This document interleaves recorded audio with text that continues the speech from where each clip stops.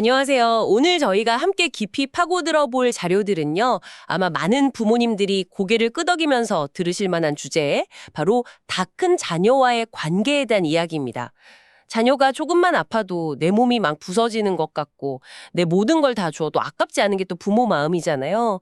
그런데 그 지극한 사랑이 때로는 부모와 자녀 모두를 좀 힘들게 만드는 족쇄가 되기도 하더라고요. 이런 복잡한 감정의 문제를 심리학적으로 풀어낸 자료들이 있고요.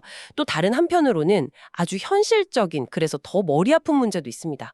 성인이 된 자녀에게 주는 용돈이나 생활비, 이게 그저 따뜻한 마음의 표현일까요? 아니면 세법의 돋보기 아래에서는 증여라는 이름으로 불리게 될까요? 국세청의 실제 사례랑 또 세무 전문가들의 조언을 통해서 자칫하면 세금 폭탄으로 이어질 수 있는 이 금전 지원의 아슬아슬한 선에 대해서도 자세히 살펴보겠습니다. 맞습니다.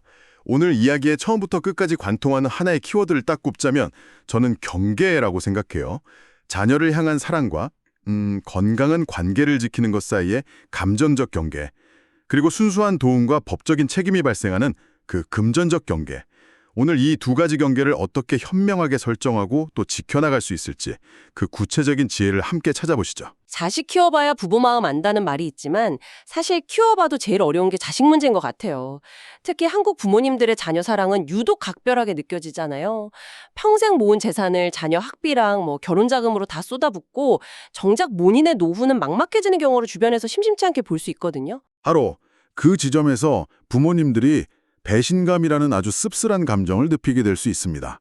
한 심리 전문가는 자료에서 이 감정이 단순히 자녀가 은혜를 몰라서 생기는 게 아니라고 분석하더라고요. 오히려 부모가 자기 자신의 몫을 전혀 남겨두지 않고 모든 것을 자녀에게 쏟아부었기 때문에 발생하는 오인의 결과라는 거예요. 아, 부모의 몫이요? 그게 구체적으로 어떤 의미일까요? 네. 옛날에 대가족이 함께 식사할 때 아버지가 먼저 수저를 드셨잖아요. 그게 단순히 내가 서열위리다 이런 권위의 상징만은 아니었다고 해요. 그 행위 자체가 이 집안을 이끄는 아버지의 희생과 노고에 대한 몫을 가족 모두가 인정합니다. 이런 무언의 약속이자 상징이었다는 거죠. 근데 현대사회로 오면서 이런 상징들이 사라지고 부모는 자녀를 위해 무한정 희생하는 존재가 되면서 정작 자신의 몫을 못 챙기게 된 거예요. 그러다 보니까 나중에 내가 너한테 어떻게 했는데 하는 억울함이 쌓이는 거고요. 와, 그 세대별 분석은 정말 놀랍네요. 자료를 보니까 5060 부모 세대는 자녀와 나의 중요도를 8대2, 심하면 9대1까지도 본다고 하더라고요. 반면에 3040 젊은 부모 세대는 7대3이나 6대4 정도로 자신의 삶을 더 중요하게 생각하는 경향이 뚜렷해졌고요. 이게 단순히 숫자가 아니라 뭐랄까, 부모라는 역할에 대한 근본적인 가치관의 변화를 보여주는 것 같아요. 정확합니다. 이건 젊은 세대가 이기적으로 변했다라기보다는요. 부모와 자식 관계를 일방적인 희생 관계가 아닌 서로의 삶을 존중하는 파트너 관계로 인식하기 시작했다는 아주 중요한 변화의 신호로 봐야 합니다. 건강한 파트너십의 기본은 서로의 몫, 즉 각자의 영역을 존중해 주는 것이니까요. 그래서인지 자료들에서 공통적으로 성인이 된 자녀와의 물리적 분리, 즉 독립을 아주 강력하게 강조하더라고요. 한 전문가분은 본인만의 원칙으로 자녀가 만 27세 12월이 되면 어떤 상황이든 무조건 집에서 내보낸다. 이래서 좀 충격적이었어요. 아니, 요즘 세상에 집값도 비싸고 취업도 어려운데 그게 현실적으로 가능한 이야기일까요? 오히려 자녀를 더 불안하게 만드는 건 아닐까요? 충분히 그렇게 생각하실 수 있어요. 실제로 좀 매정하게 들릴 수도 있고요. 하지만 그 전문가가 강조하는 건 갑자기 나가 이게 아니라 어릴 때부터 너는 성인이 되면 독립해서 네 삶을 꾸려야 한다는 인식을 꾸준히 심어주는 과정이에요. 그리고 부모는 그 독립을 지원하기 위한 계획을 미리 세워두는 거죠. 예를 들어서 네가 독립할 때 이 정도 보증금은 우리가 도와줄게 하고 구체적인 목표를 함께 설정하는 거예요. 아, 그러니까 준비된 분리를 말씀하시는 거군요. 그렇죠. 그리고 놀라운 건 실제로 이렇게 물리적으로 분리된 자녀들이 부모와 함께 사는 자녀들보다 아르바이트도 더 많이 하고 결과적으로 취업도 더 빨리 하는 경향을 보인다는 통계 자료가 있다는 점이에요. 부모라는 안전망에서 벗어나서 스스로 생존해야 한다는 현실 인식이 오히려 더 강력한 동기부여가 되는 셈이죠. 결국 건강한 분리는 자녀가 진정한 성인으로 성장할 수 있는 가장 중요한 기회인 셈입니다. 듣고 보니 결국 자녀를 독립시키는 과정에서 가장 큰 걸림돌이자 동시에 가장 필요한 게 바로 돈 문제로 연결되는군요. 부모님들은 좋은 마음으로 보증금도 내주고 월세도 지원해주고 싶은데 이게 자칫 잘못하면 세금 문제로 번질 수 있다고 들었어요. 네, 이 자신의 몫을 챙기지 못하는 감정적 문제가 바로 그 현실적인 돈 문제로 직결되는 경우가 정말 많습니다. 자녀에게 모든 걸 쏟아붓다 보니까 그 지원이 어디까지가 사랑이고 어디부터가 법적인 증여가 되는지 그 경계가 흐려지는 거죠. 여기서 바로 증여세라는 개념이 등장합니다. 증여세요? 말만 들어도 머리가 아픈데요. 법에서는 뭐라고 하나요? 상속세 및 증여세법을 보면 사회통념상 인정되는 피부양자의 생활비나 교육비는 증여세가 비과세된다고 나와 있어요. 그런데 문제는 이 사회통념이라는 말이 귀에 걸면 귀걸이, 코에 걸면 콧걸이라는 거죠. 너무 모호해요. 그래서 국세청이 이 경계를 법적으로 명확히 하기 위해서 몇 가지 구체적인 기준을 제시하고 있습니다. 어디까지가 필수적인 부양이고 어디부터가 재산 증식을 위한 증여인지 선을 긋는 거죠. 오, 그 기준이 뭔지 정말 궁금하네요. 첫 번째 기준은 부양 의무가 있는 사람이 지급해야 한다는 거예요. 그러니까 부모가 자녀에게 주는 건 괜찮지만 할아버지가 손주에게 주는 건 경우가 다를 수 있다는 겁니다. 잠깐만요. 그건 좀 의외인데요? 그럼 부모가 돈을 잘 벌고 있는데도 할아버지가 손주가 예뻐서 용돈을 두둑하게 주시면 그것도 증여가 될 수 있다는 말씀이세요? 네, 원칙적으로는 그렇습니다. 부모에게 충분한 부양 능력이 있다면 조부모가 손주에게 주는 돈은 부양 의무를 넘어선 증여로 볼 가능성이 커지는 거죠. 두 번째 기준이 더 중요한데요. 피부양자가 스스로 생활할 능력이 없어야 한다는 겁니다.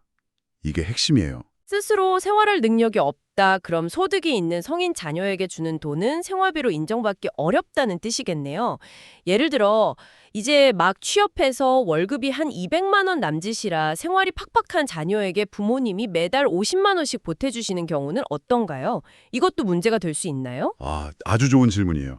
현실적으로 정말 많이 발생하는 경우죠. 세법의 관점은 냉정합니다. 소득의 많고 적음이 아니라 소득이 있느냐 없느냐가 중요해요. 소득이 있다면 원칙적으로 스스로 생활할 능력이 있다고 보는 거죠. 실제로 세무조사 사례를 보면요. 직업이 있는 아들에게 몇 년간 총 4천만 원을 지원해준 아버님이 계셨어요.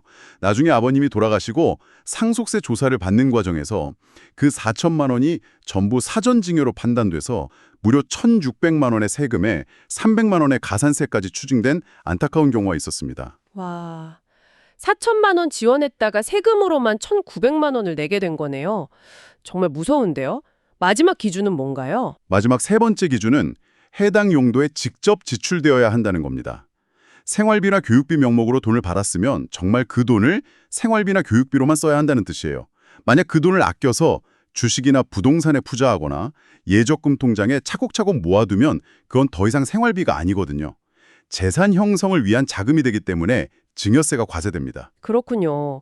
그럼 요즘 자녀들이 많이 쓰는 엄박카드는 어떤가요? 이건 계좌이체 기록이 안 남으니까 괜찮을 거라고 생각할 수도 있을 것 같은데요. 그건 역시 꼼수로 간주될 수 있습니다. 물론 과세관청이 카드 명세를 일일이 다 들여다보기는 어렵겠죠. 하지만 핵심은 형식이 아니라 실질입니다. 예를 들어서 월 300만 원 버는 자녀가 부모님 카드로 수백만 원짜리 명품 가방을 샀다면 그걸 누가 생활비 지원이라고 보겠어요? 계좌이체 메모에 생활비라고 적는다고 무조건 비과세되는 게 아닌 것처럼 그 돈의 실질적인 성격과 사용처에 따라 판단하는 거죠. 결국 감정의 문제든 돈의 문제든 이 모든 걸 해결하려면 결국은 부모와 자식 간의 소통이 핵심이라는 결론에 이르게 되네요. 자료에서 한 전문가가 제안한 21세기형 효도라는 개념이 아주 인상 깊었어요. 네, 저도 그 부분이 굉장히 신선하고 현실적인 대안이라고 생각했어요. 핵심은 부모가 자녀를 인생 선배나 상담자로 활용하라는 조언이었죠. 부모님이 겪는 어려움이나 고민을 자녀에게 솔직하게 털어놓는 거예요. 내가 요즘 이런 일 때문에 힘든데 네 생각은 어떠니? 어떻게 하면 좋겠니? 하고 물어보는 거죠. 부모가 자녀에게 조언을 구한다니 이전 같으면 상상하기 어려운 일인데요. 그렇죠. 하지만 이건 단순히 조언을 구하는 행위를 넘어서는 의미가 있어요. 자녀에게 부모의 입장을 진지하게 생각하고 헤아려 볼 시공간을 주는 거예요. 자녀가 부모의 삶에 대해 고민하게 만드는 것, 그것이 바로 현대적인 의미의 진정한 효도라는 거죠. 어떻게 보면 똑똑한 자녀의 지혜를 빌려서 내 문제를 해결하면서 자연스럽게 효도의 길도 열어주는 아주 현명한 방법인 셈입니다. 그런데 평소에 관계가 좀 서먹서먹하다면 갑자기 나 좀 힘들어 이렇게 말 꺼내기가 쉽지 않을 것 같아요. 그런 경우를 위해서 연극을 해보라는 조언도 참 신선했어요. 근데 그게 좀 어색하지 않을까요? 갑자기 아버지 최고예요 하면 자녀가 무슨 일 있으세요? 하고 오히려 더 멀어질 것 같은데요? 물론 처음엔 어색할 수 있죠. 그 마음 충분히 이해합니다. 하지만 심리학적으로도 아주 효과적인 방법이에요. 이걸 마치 모인 것처럼 기법이라고도 하는데요. 겉으로라도 그런 것처럼 행동하다 보면 실제로 감정이 그 행동을 따라가는 효과가 있습니다. 고맙다, 사랑한다는 말이 낯간지러우면 에이, 연극 한번 하자는 가벼운 마음으로 문자로 먼저 보내보는 거죠. 어색함을 깨는 그 작은 연극이 진짜 소통의 물꼬를 트는 아주 중요한 시작이 될 수 있습니다. 오늘 성인이 된 자녀와 건강한 관계를 맺는 법에 대해 정말 여러 각도에서 깊이 파고들어 봤네요. 한없이 베풀기만 하던 기존의 사랑 방식을 넘어서서 서로의 삶을 존중하는 경계를 세우는 것, 그리고 자녀의 성공이 곧 나의 성공이라는 생각에서 한 발 물러나서 각자의 삶을 진심으로 응원해주는 독립된 존재로 바라보는 것. 이것이 새로운 시대의 부모 역할이 아닌가 싶습니다. 맞습니다. 금전적인 지원도 같은 맥락에서 봐야 해요. 부모가 가진 에너지와 자선은 무한하지 않습니다. 총량이 정해져 있죠. 무조건적인 지원이 오히려 자녀의 자립성을 해치고 나중에는 예상치 못한 세금 문제로 돌아올 수 있다는 점을 꼭 기억하셨으면 좋겠어요. 중요한 것은 지원의 액수가 아니라 자녀의 건강한 독립을 돕는 분명한 목적을 갖고 그에 맞는 현명한 방법을 찾는 것입니다. 오늘 이야기를 들으시면서 많은 생각을 하셨을 텐데요. 마지막으로 이런 질문을 한번 던져보고 싶습니다. 자녀에게 부모의 몫을 인정받고 존중받는 것도 중요하지만 혹시 당신의 삶에서 당신 스스로가 잃어버리고 외면해온 나의 몫은 없으신가요? 자녀와의 건강한 관계는 어쩌면 부모가 먼저 자기 자신의 삶을 온전히 되찾고 행복해지는 것에서부터 시작되는 건 아닐까요?